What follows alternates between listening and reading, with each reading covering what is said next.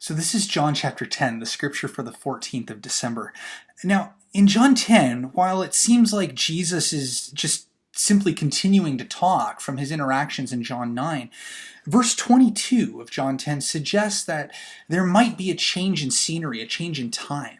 In John chapter 7 through 9, we've been in the festival of booths, or the festival of tabernacles. But here, in verse 22, we're introduced to the festival of dedication, which is another term for Hanukkah. So this is about 3 months after the Festival of Booths, chronologically. Hanukkah, as you know, is in December, whereas the Festival of Booths, or the Festival of Tabernacles, was in September. So we've got a little bit of time that's passed, and it's not quite clear exactly when, but I'm going to suggest that it passed actually before Jesus started talking here in chapter 10, and I'll say why. I'll say more about that in a minute.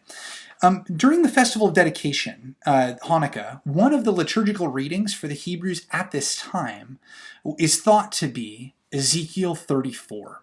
And if you're not familiar with Ezekiel 34, I'd invite you just to skim through it for a minute today. It talks about good shepherds and poor shepherds, and how the God of Israel is sick and tired of those who would call themselves shepherds who do not take care of the sheep. And shepherds in this case refers both to religious and national leaders. So this is not just a religious case that God is prosecuting against the people of Israel in Exodus, but also a national case. That the people of Israel are going hungry.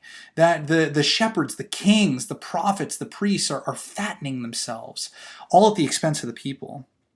So this focus, this liturgical focus that happened during the Feast of Dedication on criticizing the issues that national leaders had, that was exacerbated as the Hebrews began to chafe under Roman occupation.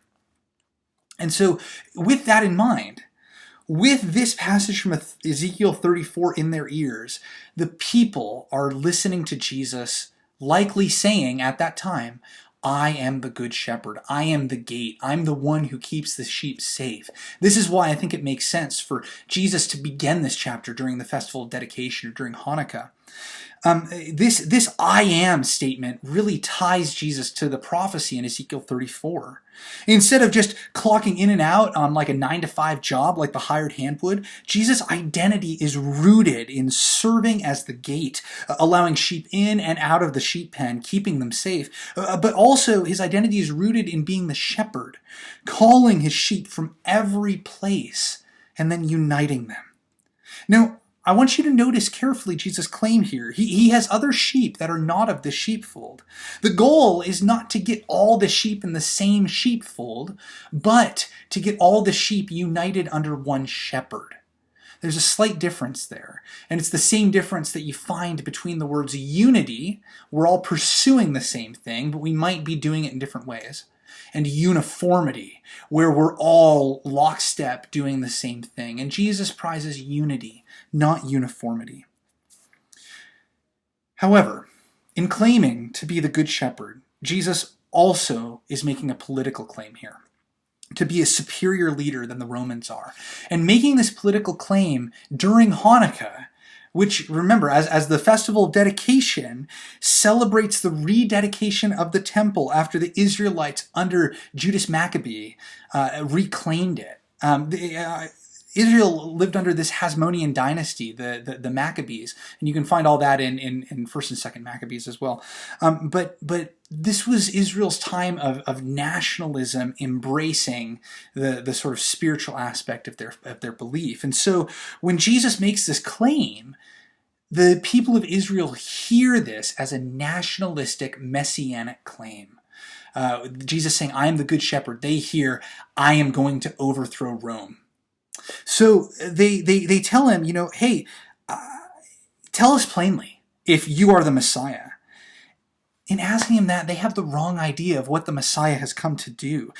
So instead of focusing on his lordship, which would have, brought the Israelites more and more toward this idea of Messiah as liberator from Rome, which that wasn't quite Jesus' mission here.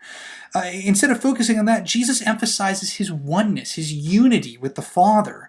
And he makes a twofold appeal to the Hebrew Bible and to his signs in order to justify his claims before escaping, because he had identified himself with God.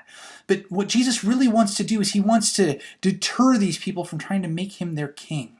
That's not his goal. His goal is much higher: to cleanse all of Israel and all the world from sin. So I wonder, how has Jesus been a good shepherd to you and to your faith community? That's all for John chapter 10. Tomorrow, the 15th of December, we'll look at John chapter 11. May God bless you in your reading of Scripture.